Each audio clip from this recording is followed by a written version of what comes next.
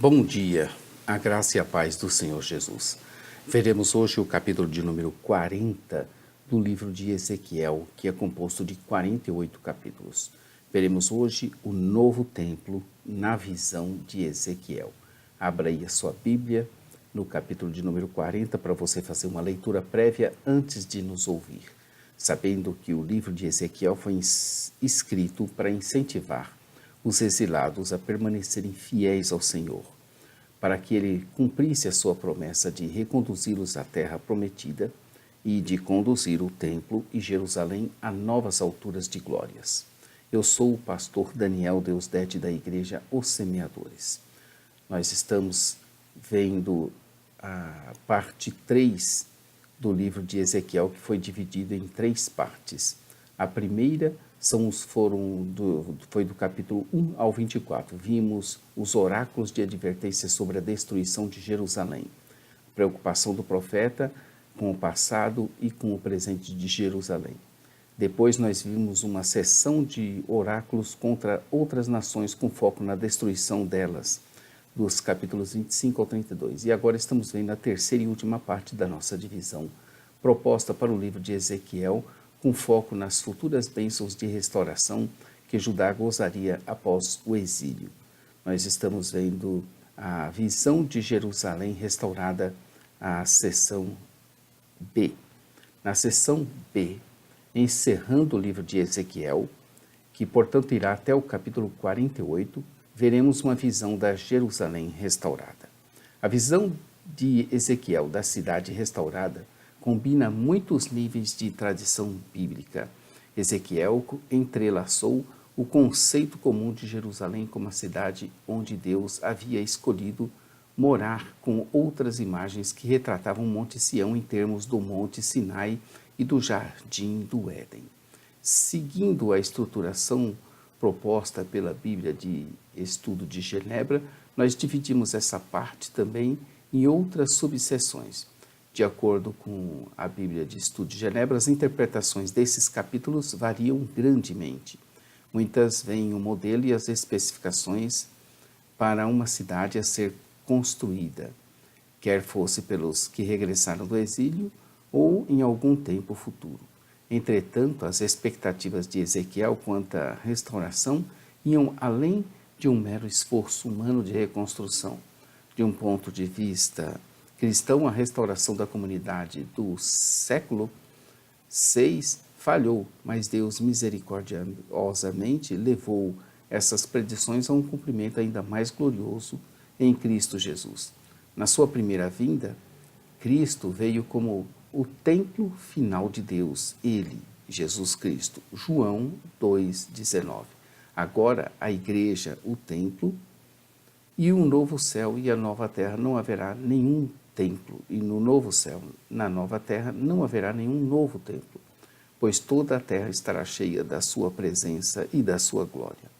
Embora digamos que não há nenhuma razão para crermos que essa profecia ainda deverá ser cumprida em termos de reconstrução do templo no estilo do Antigo Testamento, nos quais sacrifícios animais deverão ser feitos novamente, devemos nos atentar para a figura do Anticristo, ou Messias esperado dos judeus, que não reconheceram em Cristo Jesus essa pessoa. Os judeus esperavam pelo seu Messias, eles esperam até o dia de hoje, e estão se preparando para recebê-lo. E entre esses preparativos está prevista a reconstrução do templo, onde eles haverão de reconhecer que o verdadeiro Messias não será esse que por ele tanto esperavam, mas aquele que rejeitaram há quase mais de 2000 anos. Assim, eles não iriam restabelecer algo que Cristo aboliu, mas cumprirem as escrituras que falam do iníquo, do homem da perversidade, do anticristo. Bem, essa é uma corrente teológica que pensa assim, mas sobre o assunto veremos com maiores detalhes somente na próxima temporada nossa, quando estivermos vendo o Novo Testamento. E aí também estaremos concluindo esse projeto. Nossa previsão de terminar esse projeto é 23 de julho de 2019.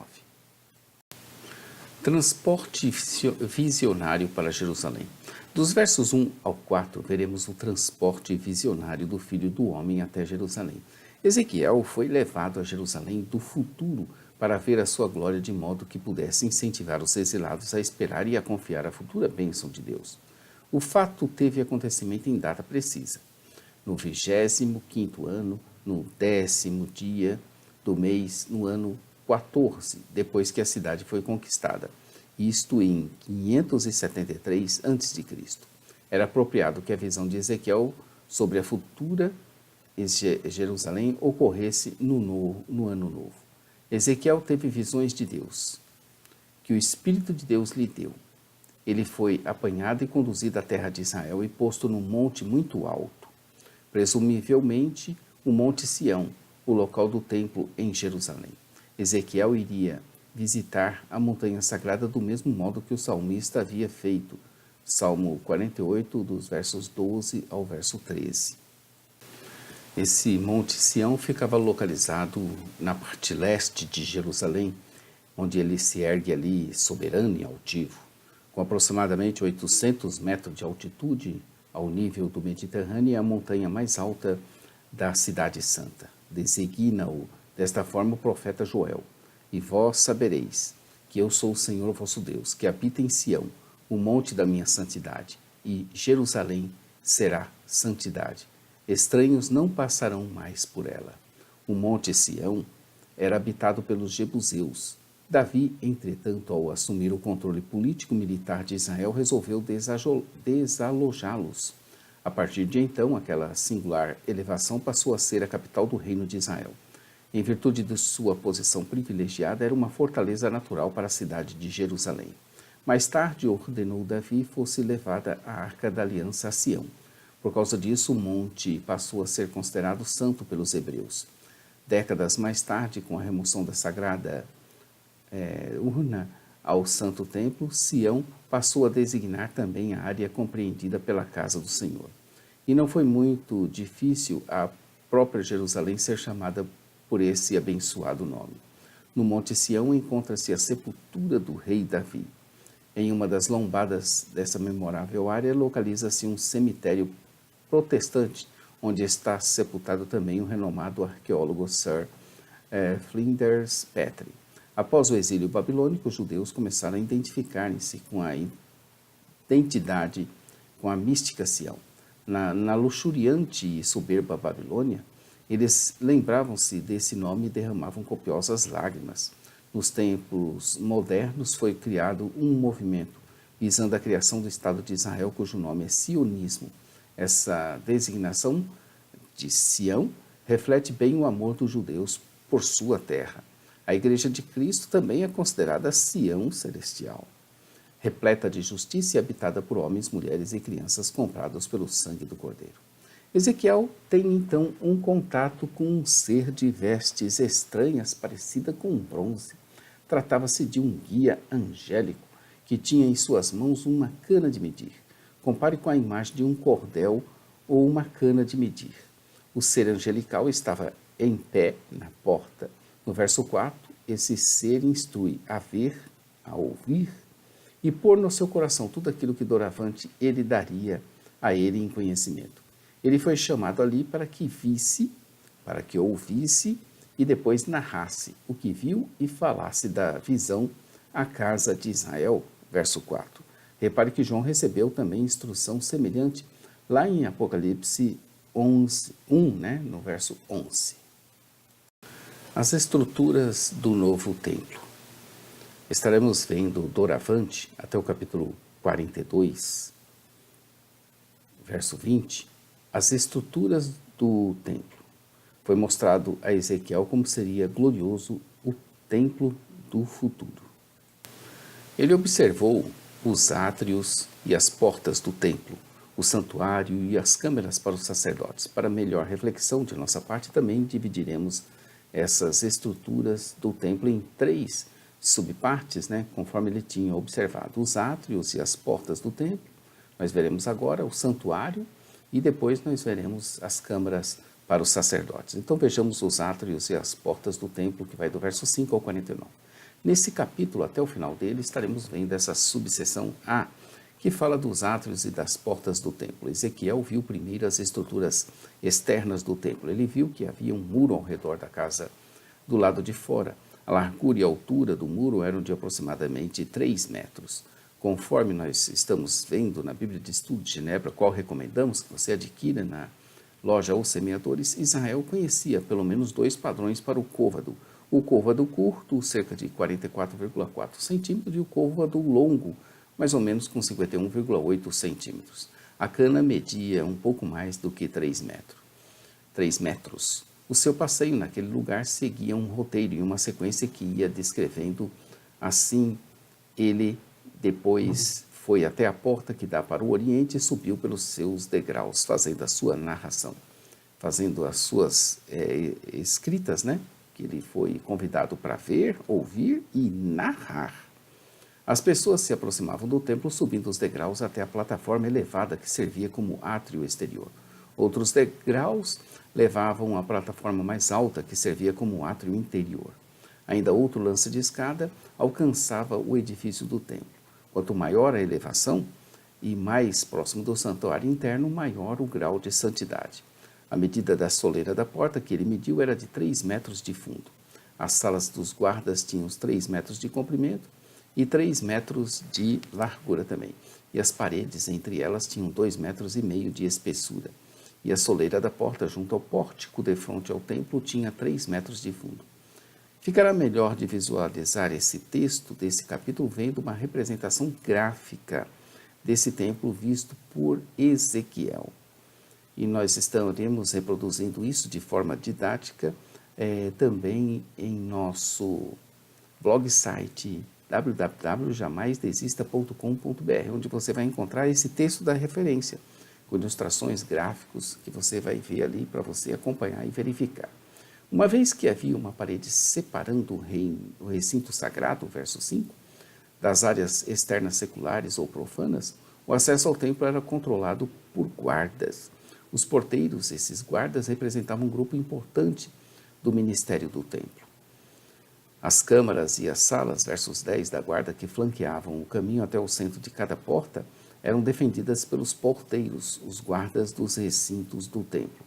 As portas lembravam aquelas do período de Salomão, desenterrada nas escavações em Razor, Megiddo e Gezer. Ele continua seu passeio turístico, futurístico também, guiado pelo ser angelical pelo templo, e vai fazendo suas anotações e as suas medidas nas portas, nas salas, nos muros, entradas, distâncias. No verso 16, ele descreve uma ornamentação nas faces dos muros, salientes como que parecida a palmeiras ou tamareiras. Os motivos decorativos predominantes nos santuários do antigo Israel eram botânicos. Grande variedade de árvores e plantas ornamentavam a área sagrada. Nesse sentido, o santuário reproduzia o jardim do Éden e colocava diante de Israel o objetivo de morar novamente no jardim de Deus. Em sua jornada com o guia celeste, ele chega agora ao átrio exterior ou pátio externo. Os adoradores eram admitidos ao átrio exterior, mas apenas os sacerdotes e levitas entravam naquela parte interna. O texto não especifica o uso das 30 câmaras ou quartos, verso 17, que circundavam o perímetro do átrio exterior. Compare também com Jeremias 35, verso 2. Nos versos 18 e 19, ele continua com as suas medições e anotações. Nos versos 20 ao 27, ele começa da porta que olhava para o norte e termina com a porta que olhava para o sul. São outras 2 portas para o átrio exterior, idênticas à porta do leste. Ele foi indo em cada parte fazendo suas medições e anotações. O átrio interior, verso 28, era separado do átrio exterior por uma parede. Novamente havia 3 portas, a porta sul, a porta leste, que olha para o oriente, e a porta norte. Os animais para o sacrifício, do verso 28, eram mortos na porta do átrio interior, onde ficava localizado o altar. Depois que os animais eram mortos, as suas partes eram lavadas. Dos versos 39 ao 42, ele descreve as mesas, suas quantidades, posições, medidas e até os ganchos das suas pontas, onde eram penduradas as partes que seriam oferecidas em sacrifício. A sua medida era de 1 palmo de comprimento cada ponta. Obviamente, sobre as mesas ficavam as carnes para as ofertas, versos 43. Já dentro do pátio interno havia 2 quartos, um do lado da porta norte, que dava para o sul, e o outro da porta sul, que dava para o norte, para o uso dos sacerdotes. O quarto que dava para o sul era para os sacerdotes encarregados do templo, e o quarto que dava para o norte era para os sacerdotes encarregados do altar. São eles os filhos de Zadok, os únicos levitas que poderiam aproximar-se do Senhor para ministrarem diante dele. O pátio, cujo altar ficava em frente ao do templo, era quadrado e tinha 50 metros de comprimento por 50 metros de largura. Ato contínuo, ele foi levado ao pórtico do templo, onde fez, assim, novas medidas. O capítulo de número 40 começa no ano 25 do nosso cativeiro, no princípio do ano, no 10º dia do mês, no ano 14, depois que a cidade foi conquistada, naquele mesmo dia veio sobre mim a mão do Senhor. Ezequiel 40, verso 1, sempre sendo bastante preciso e situando as suas visões no tempo e no espaço, geograficamente falando e cronologicamente também. Essa é uma característica bem forte de Ezequiel. No verso 49 desse capítulo, está escrito que o comprimento do vestíbulo era de 20 côvados e a largura de 12 côvados, e era por 10 degraus que ele subia a ele, e haviam colunas junto aos umbrais, uma de um lado e uma do outro lado. Ele vai cumprindo o seu papel, que ele foi instruído pelo anjo, de ver, ouvir e narrar, escrever o que via e ouvia. Dos versos de 40, 48 ao 41, verso 4, nós veremos, começando com o vestíbulo do templo, ou pórtico do templo, depois indo à entrada do santuário exterior, e depois finalmente chegando ao santuário interior, que é o Santo dos Santos, 41, 4, isso nós veremos amanhã. Como no templo de Salomão, o templo, na visão de Ezequiel, consistia de 3 salas.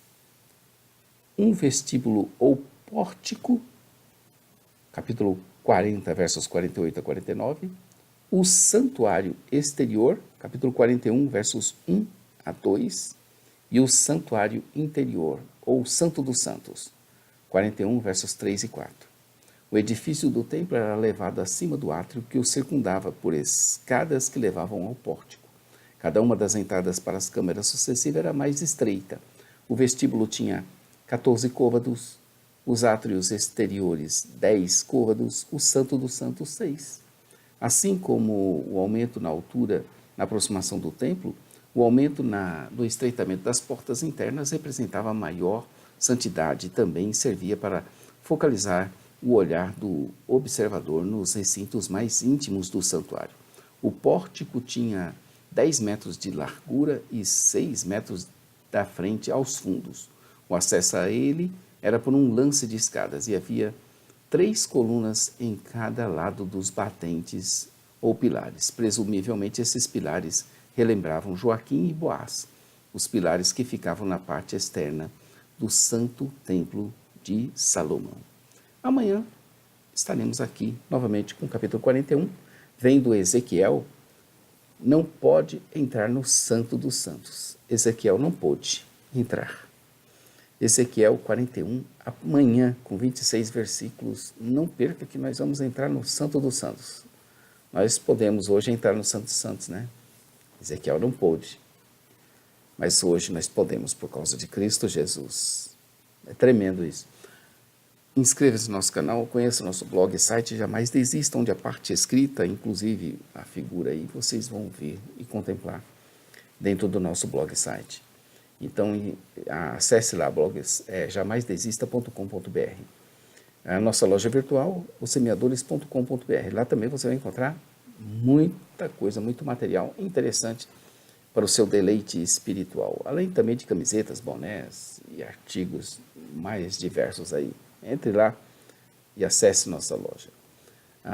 Nós temos o programa de rádio às 8h30 todos os dias, Momento Missionário. Às 15 horas nós temos o Momento Missionário com o pastor Johnny Ramos, diretamente da Suécia. A todos um bom dia, fiquem com Deus, inscrevam-se em nosso canal, conheçam nosso blog e site e até amanhã, se Deus quiser. Como dissemos sempre, Maranata, ora, ora, vem Senhor Jesus. Deus te abençoe, querido.